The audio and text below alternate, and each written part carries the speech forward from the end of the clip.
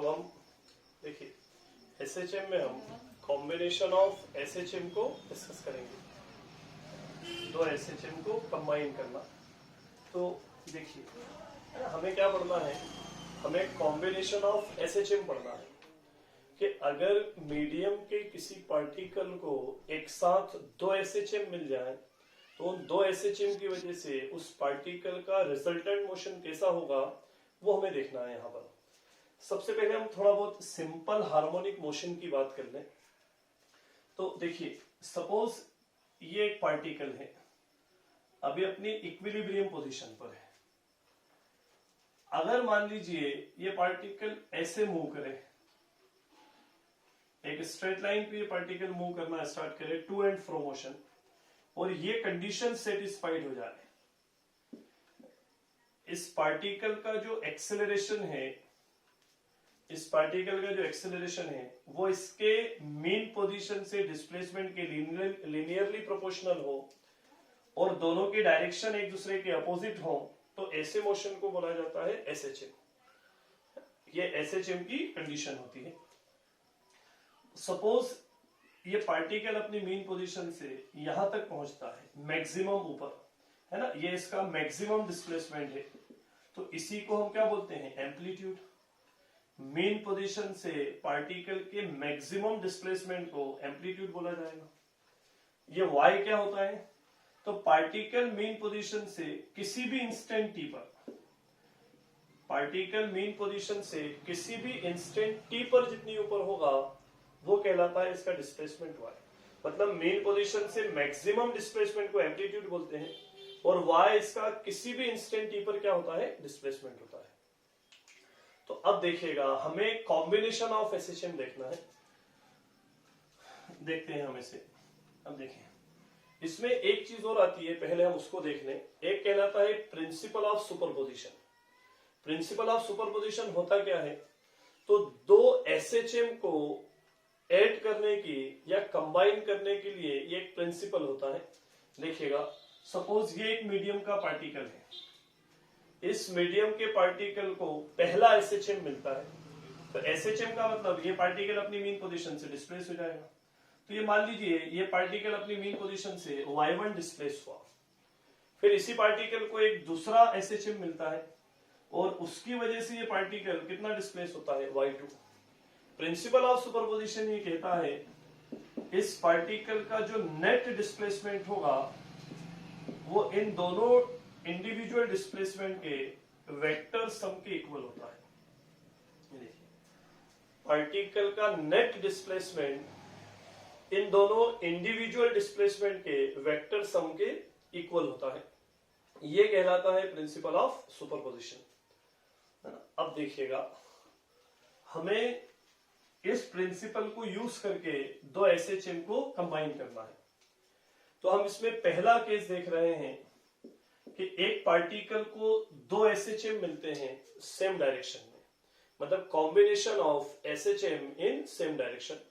तो देखिए ये कैसे होंगे, तो सपोज ये मीडियम का पार्टिकल है, इस मीडियम के पार्टिकल को पहला डिस्प्लेसमेंट ये मिलता है y1 equal a1 sin omega T, मतलब पहला एसएचएम ये मिलता है और ये एसएचएम इस पार्टिकल को कितना डिस्प्लेस करता है, y1। फिर इसी पार्टिकल को एक दूसरा एसएचएम मिलता है जो इसको y डायरेक्शन में ही y2 डिस्प्लेस कर देता है, क्योंकि हमें सेम डायरेक्शन में देखना है। तो ये एसएचएम हो जाएगा a2 sin omega t plus phi. अब फाइ क्या है, फाइ यहां पर इन दोनों एसएचएम का फेज डिफरेंस है ना। फेज डिफरेंस क्या होता है, तो कोई सा भी एसएचएम मेन पोजीशन से स्टार्ट होता है या मेन पोजीशन के अलावा अदर किसी पॉइंट से स्टार्ट होता है, ये चीज हमें फेज से मालूम पड़ती है ना। तो पहला डिस्प्लेसमेंट ये है a1 sin ओमेगा टी, दूसरा जो एसएचएम मिला इसे उसकी वजह से इसका डिस्प्लेसमेंट हुआ a2 sin omega t plus phi. यहां पर फाइ क्या है, दोनों के बीच का फेज डिफरेंस। अब हम प्रिंसिपल ऑफ सुपरपोजिशन लगाते हैं। प्रिंसिपल ऑफ सुपरपोजिशन कहता है नेट डिस्प्लेसमेंट इन दोनों के वेक्टर सम के इक्वल होगा। तो देखिए इसको हम सॉल्व करते हैं। a1 sin omega t plus A2 sign omega t plus five, है ना, ये हो जाएगा यहाँ पर इन दोनों का सम। अब एक चीज का हमें ध्यान रखें, यहाँ पर देखिए हमने यहाँ पर दोनों टर्म साइन में ली है, क्योंकि आगे हम कुछ ऐसे क्वेश्चन भी देखते हैं जहां पर ये टर्म कॉस में आ जाएगी। तो याद रखिएगा हम जो अब इसको जो प्रूव कर रहे हैं इसमें हमने दोनों टर्म किसमें ली है, साइन में। दूसरी चीज बीच में क्या लगा है यहाँ पर, प्लस साइन, है ना, ये देखिए हमने जो प्लस किया। और तीसरा ये है कि यहाँ ओमेगा टी पॉजिटिव है, यहाँ पर भी ओमेगा टी क्या है, पॉजिटिव रहेगा। मतलब हम जो फॉर्मूला डिराइव कर रहे हैं वो इन कंडीशन पे कर रहे हैं कि दोनों टर्म साइन है, बीच में प्लस साइन है, और ओमेगा टी का साइन क्या आ रहा है, यहाँ पर सेम आ रहा है। देखिए अब इस इक्वेशन को हमें आगे सॉल्व करना है।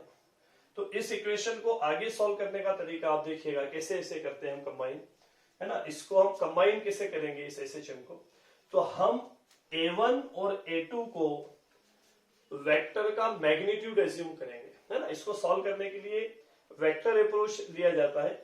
आप A1 और A2 को दो वेक्टर का मैग्नीट्यूड लेते हैं, है ना। तो ये देखिएगा ये मैग्नीट्यूड लिया हमने। अच्छा, इनके बीच का फेज डिफरेंस क्या है, तो देखिए फेज डिफरेंस निकालने के लिए ये फेज कहलाता है, साइन का ये एंगल जो लिखा है, इधर फेज ये है।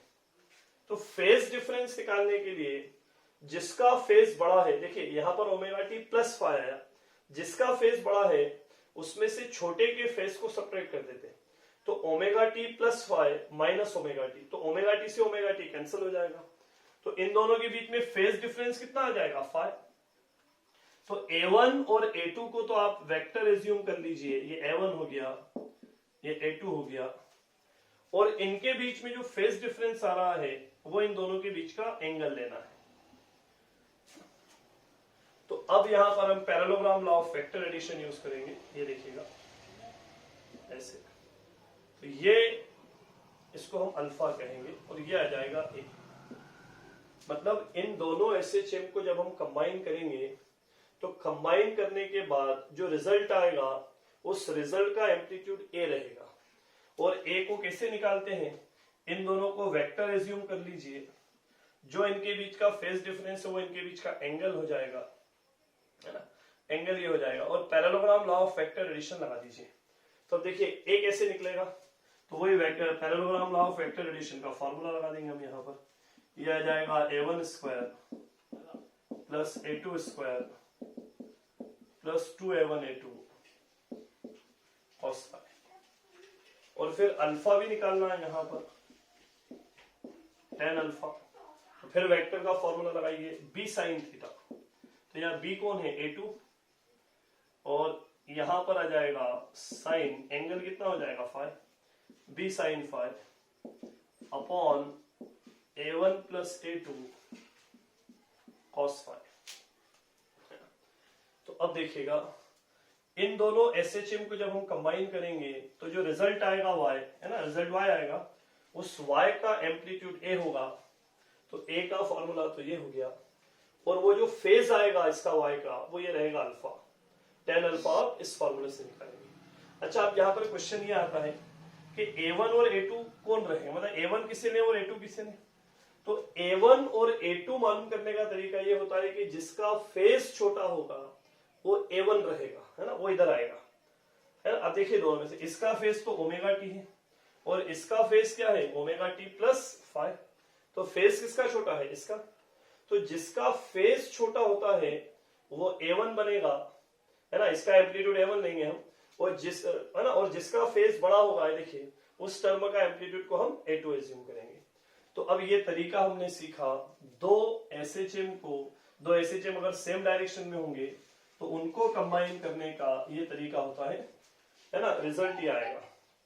अब देखिएगा जब आप फाइनल रिजल्ट लिखेंगे, फाइनल रिजल्ट का मतलब क्या होगा, y जब लिखेंगे तो देखिए आंसर क्या होगा आपका, y देखिए यहां पर जो a आया उसको लिखेंगे आप a साइन, फिर जिसका फेज छोटा था ये ओमेगा टी, और इसमें आप प्लस क्या करेंगे, अल्फा, ये जो एंगल आएगा। फाइनल आंसर आपका ये रहेगा y equal a sign omega t plus alpha. और अगेन आप देखिए ये SHM की इक्वेशन मिल रही है आपको, देखिए ना आप, तो एम्पलीट्यूड हो गया sign omega t plus alpha, ये फेज हो जाएगा। तो ये किसकी इक्वेशन होती है? SHM की। मतलब अगर दो SHM सेम डायरेक्शन में हो और उनको अगर आप ऐड कर दें या कंबाइन कर दें तो रिजल्ट भी एक SHM आता है जिसका एम्पलीट्यूड इस फॉर्मूले से मिलेगा और जिसका फेज आपको इस फॉर्मूले से मिलता है ना। अच्छा, हमने क्या क्या चीजें बताई इसमें, दोनों टर्म साइन में होना चाहिए, ये देखिए बीच में प्लस साइन होना चाहिए, है ना, बीच में इसमें साइन क्या होना चाहिए? प्लस होना चाहिए। और ये जो है ओमेगा टी और ओमेगा टी, ये साइन इनका सेम होना चाहिए, जिससे कि जब आप फेज डिफरेंस निकालें तो ये दोनों क्या हो जाएंगे? कैंसिल हो जाएंगे यहाँ पर, है ना। तो इन बातों का ध्यान रखकर अब हम क्वेश्चन देखते हैं। देखिए अब हम कुछ क्वेश्चन से देखें, इसको कॉन्सेप्ट को समझते हैं पूरा, बहुत आसान है ये। देखिए सपोज आपके पास ऐसी एक प्रॉब्लम है कि दो SHM इक्वेशन आपको मिली है यहाँ पर, 4 sign omega t plus 30 plus 3 sign omega t plus 120। आपसे बोला गया ये दो SHM है, ये इनकी इक्वेशन है, प्लस साइन का मतलब इन दोनों को कंबाइन किया है, तो बताइए y की इक्वेशन क्या रहेगी?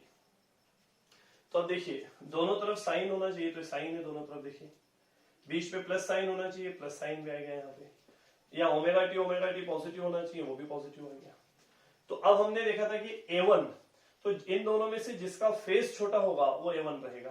तो आप देखिए इसका फेस छोटा है, यहाँ तो 120 है 30, तो इसका मतलब ये हुआ यहाँ A1 की वैल्यू 4 होगी, A2 की वैल्यू 3 रहेगी, और अब फेस डिफरेंस निकालना, तो ग्रेटर में से स्मॉलर के फेस को सब्ट्रैक्ट कर दीजिए।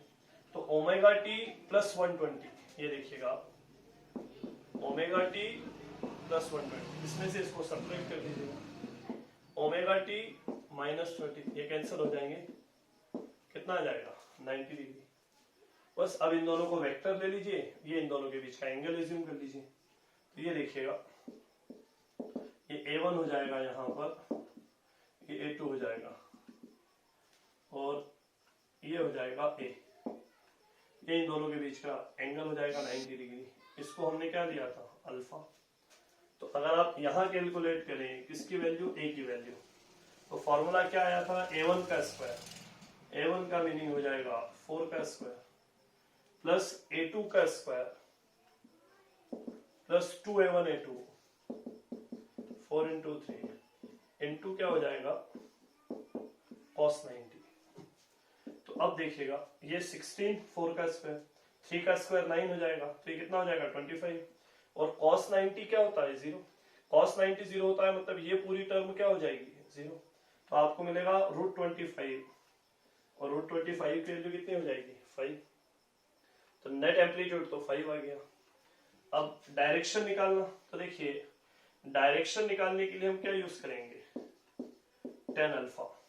तो या तो आप वो फॉर्मूला यूज कर लीजिए जो मैंने अभी आपको बताया था, A2 sin phi upon A1 plus A2 cos phi, या फिर आप देखिए ना कि ये राइट ट्राइंगल है, तो राइट ट्राइंगल में हमें हाइपोटेन्यूस सॉरी बेस परपेंडिकुलर पता है 3 है, बेस पता है 4 है ना। तो यहां पर हम फॉर्मूला डायरेक्ट 10 का लगा दें ट्रिग्नोमेट्री का, perpendicular upon base, tan alpha 3/4, और आपको पता है ये किसकी वैल्यू होती है? 37 डिग्री की, है ना, ये किसकी वैल्यू होती है? 37 डिग्री की। तो देखिए नेट एम्पलीट्यूड 5 आ गया, अल्फा 37 आ गया। तो अब हम फाइनल आंसर लिखते हैं। फाइनल आंसर आपको ये मिलेगा, देखिए 1 क्या था? A, तो A की वैल्यू कितनी आ गई? 5 इंटू साइन, है ना, या इसको A लिख लेते हैं, इंटू साइन। अब जिसका फेस छोटा होगा, तो फेस किसका छोटा है? ओमेगा टी प्लस 30 और प्लस अल्फा, तो रिजल्ट आ जाएगा 5 साइन ओमेगा टी, अल्फा की वैल्यू 37 है, 30 प्लस 37 कितना आ जाएगा? 67 डिग्री। और आप देख सकते हैं ये एक एसएचएम की इक्वेशन है। तो दो एसएचएम को अगर सेम डायरेक्शन में है, अगर आप उन दोनों को ऐड कर दें तो रिजल्टेंट मोशन भी एक एसएचएम होगा और ये उसकी इक्वेशन को कैलकुलेट करने का तरीका है। देखिए स्टूडेंट इसमें क्या गड़बड़ करते हैं, यहां तक तो निकाल देते हैं, 5 निकाल दिया, 37 निकाल दिया, फाइनल आंसर वो लिख देते हैं 5 sin ओमेगा टी प्लस 37। वो गलत होगा। हमने जब वो फॉर्मूला डिराइव किया था तो हमने पहली इक्वेशन लिखी थी ओमेगा टी, है ना, आपको याद हो तो मैंने इक्वेशन क्या लिखी थी, a1 sin omega t plus a2 sin omega t plus 5, है ना। तो फाइनल आंसर आया था ओमेगा टी प्लस अल्फा, मतलब हमने वहां पर छोटा वाला जो फेस था उसको क्या एज्यूम किया था, ओमेगा टी। इस क्वेश्चन में छोटा फेस क्या है, ओमेगा टी प्लस 30। तो हम छोटे वाले फेज में अल्फा को प्लस करेंगे तो रिजल्ट फाइनल आंसर होगा ओमेगा टी प्लस 67 डिग्री। तो ये एक आसान सा अप्रोच है दो एसएचएम को कंबाइन करने का, अगर वो सेम डायरेक्शन में हो। अब देखिएगा इसी में अब हम थोड़ा सा इसको चेंज करके देख लेते हैं, थोड़ा सा इसको चेंज करते हैं। अगर हम एक काम करें, इसको अगर मान लीजिए इस क्वेश्चन को हम ऐसे ले लेते हैं, ये इसको 4 ले लिया, बीच में ले लिया माइनस साइन और यहां पर सपोज इसको 60 कर ले, है ना। ये हमने इसको थोड़ा सा चेंज कर लिया है। अब आपसे बोला जाए कि बताइए इसमें एसएचएम को कैसे कंबाइन करेंगे, सेकंड एग्जांपल है हमारे पास।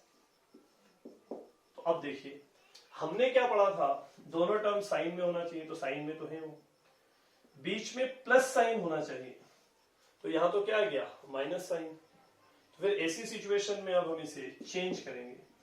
तो देखिए इसको तो हम ऐसे ले लेते हैं ओमेगा टी प्लस 30। अब साइन 180 प्लस थीटा क्या होता है, माइनस साइन थीटा।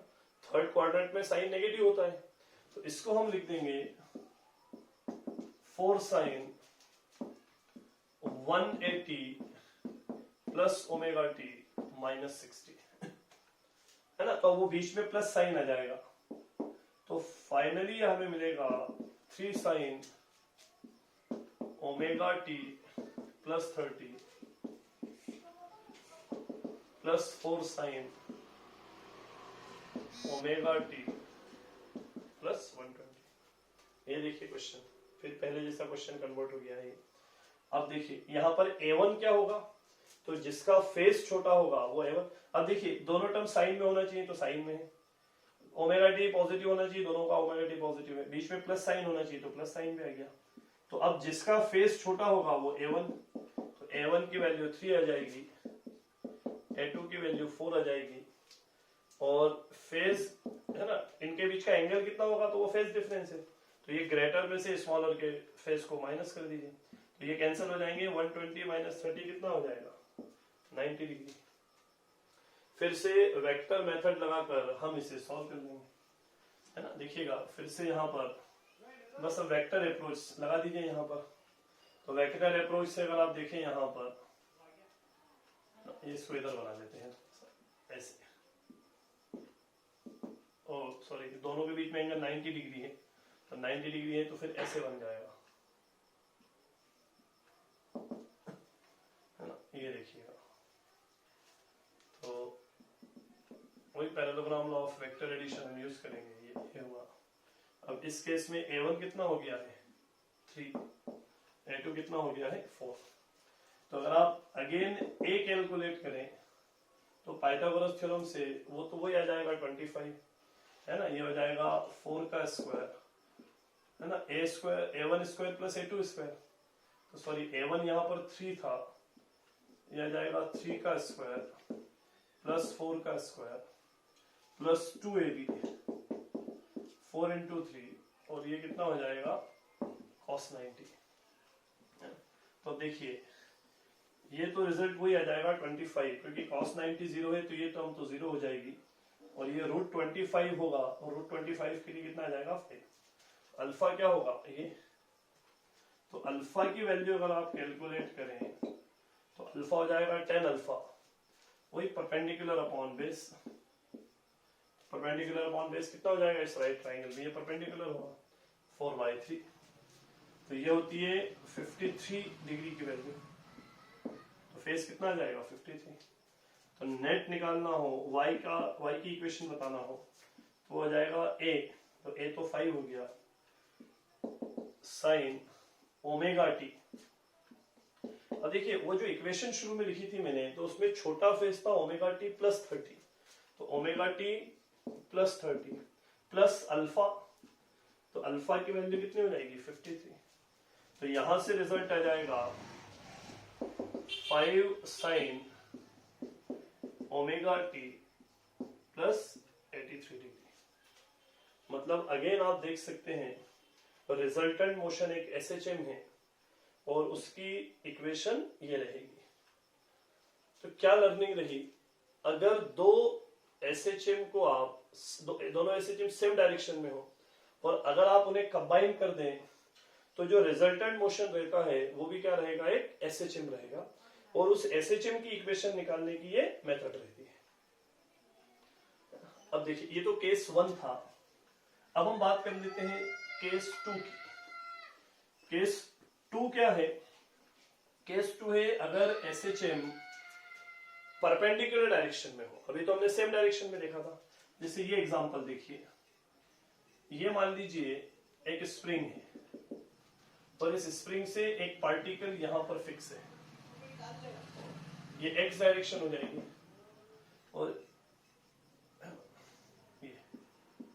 और ये क्या हो जाएगी, वाई डायरेक्शन, है ना। अब हम क्या डिस्कस कर रहे हैं, अब हम डिस्कस कर रहे हैं कि अगर किसी पार्टिकल को एसएचएम दो परपेंडिकुलर डायरेक्शन में मिलता है तो फिर क्या उसका रिजल्टेंट मोशन एसएचएम होगा। देखिए केस 1 में तो रिजल्टेंट मोशन क्या था, एसएचएम। तो क्या इस केस में जब उसे दो परपेंडिकुलर एसएचएम मिलते हैं तो क्या उसका मोशन एसएचएम होगा, और अगर नहीं होगा तो फिर उसका मोशन कैसे होगा, पाथ की इक्वेशन क्या होगी, वो सब देखते हैं। तो देखिएगा अगर देखिए एज्यूम कीजिए कि अगर मान लो y वाली स्प्रिंग ना होती और आप इस पार्टिकल को x में खींच के छोड़ देते तो फिर ये x डायरेक्शन में एसएचएम करता।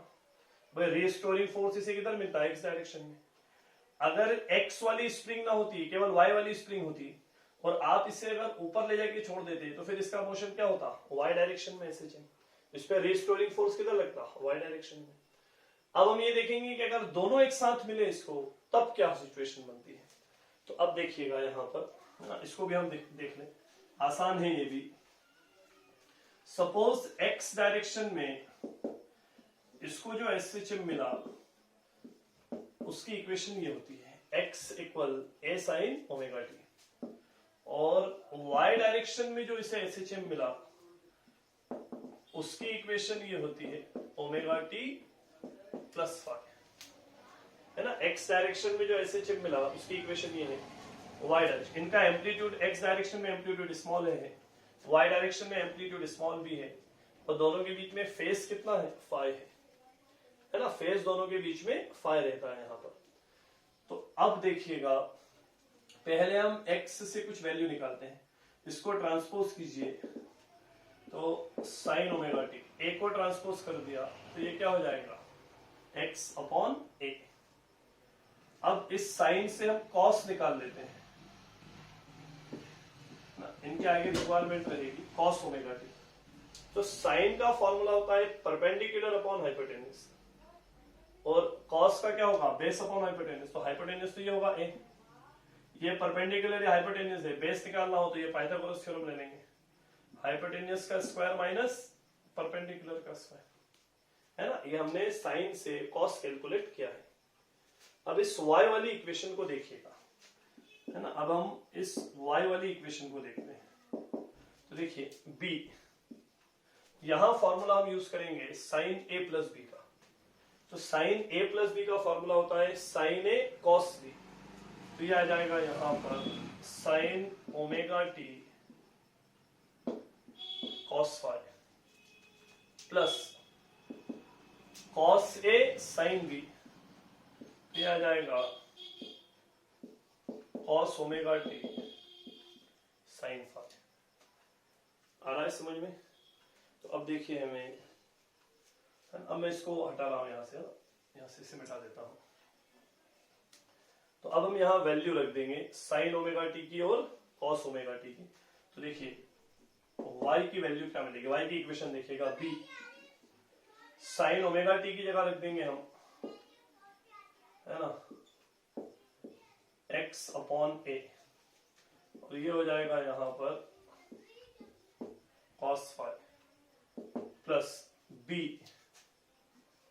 cos ओमेगा टी की वैल्यू देखिएगा तो ये आएगा रूट में x a square minus x square upon a into sine phi, है ना। ये देखिए यहां पर ये रिजल्ट है, हमने साइन ओमेगा टी की वैल्यू पुट कर दी x अपॉन a, और यहां पर हमने इस cos ओमेगा टी की वैल्यू पुट कर दी, ये मिल। अगर आप अब इस इक्वेशन को देखें, इस इक्वेशन को, तो ये किसकी इक्वेशन हो जाएगी, देखिए ये y और x में रिलेशन है, a और b तो कांस्टेंट है क्योंकि एम्पलीट्यूड तो एसएचएम का कांस्टेंट रहता है। सिमिलरली 5 फेज डिफरेंस है, वो भी हमने यहाँ पर क्या दिया है, कांस्टेंट, तो ये टर्म तो कांस्टेंट हो गई, ए बी और 5 वाली टर्म, तो बचता क्या है y और x में इक्वेशन।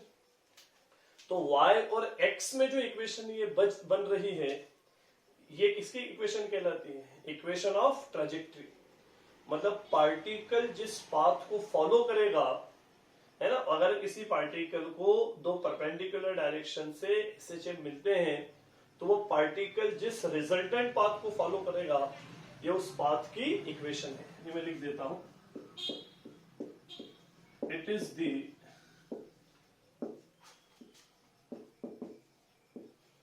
इक्वेशन ऑफ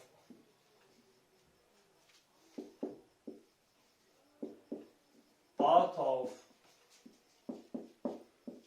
पार्टिकल, है ना। पार्टिकल जिस पाथ को फॉलो करेगा, ये उस पाथ की क्या कहलाती है, इक्वेशन कहलाती है।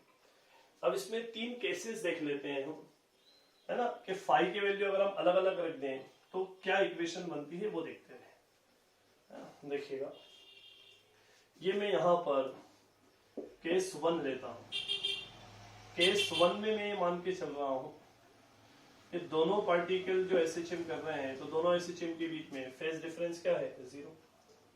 फेज डिफरेंस 0 है, देखिए क्या रिजल्ट आएगा, ये हो जाएगा यहां पर b x अपॉन a, तो यहां क्या मिल जाएगा आपको, cos फाई की वैल्यू 0, है ना, प्लस, अब देखिए यहां अगर आप फाई 0 रख देंगे तो साइन 0 की वैल्यू क्या होगी, 0, और 0 का मल्टीप्लाई अगर आप इसमें करते हैं तो ये क्या आ जाएगा, 0 आ जाएगा।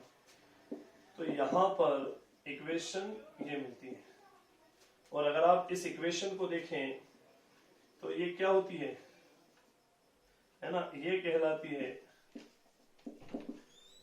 इक्वेशन ऑफ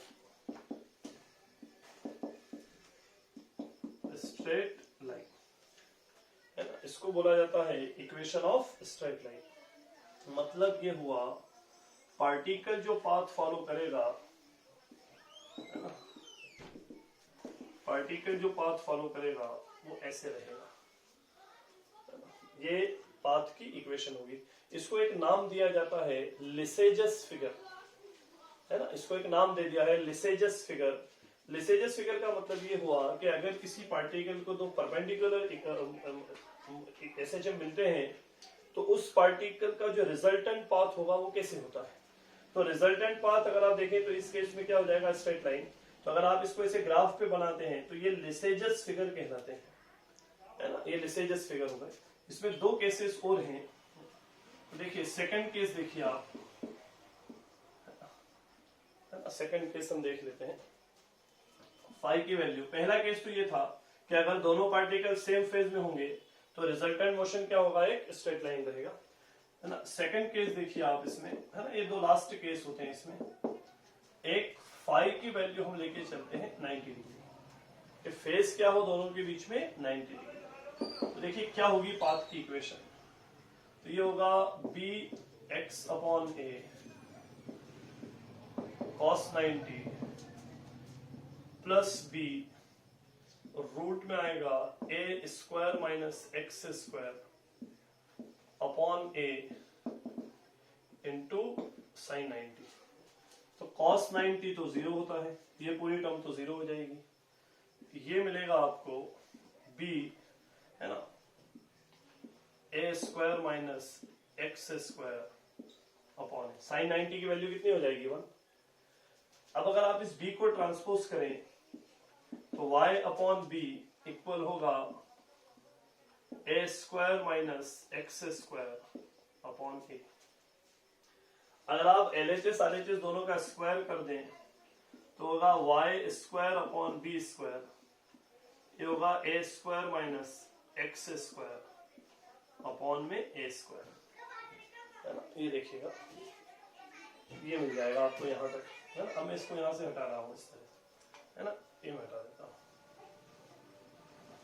देखिए तो अब अगर आप यहाँ देखें, इसको हम सिंप्लीफाई कर लेते हैं, y square upon b square equal, ये आ जाएगा यहाँ पर a square upon a square, ये हमने ए स्क्वायर से इसको अलग अलग डिवाइड कर दिया है, तो x square upon a square, तो ये दोनों कैंसिल हो जाएंगे। इसको अगर आप इधर लेके आते हैं तो ये माइनस इधर प्लस होगा, तो x square upon a square plus y square upon b square equal 1।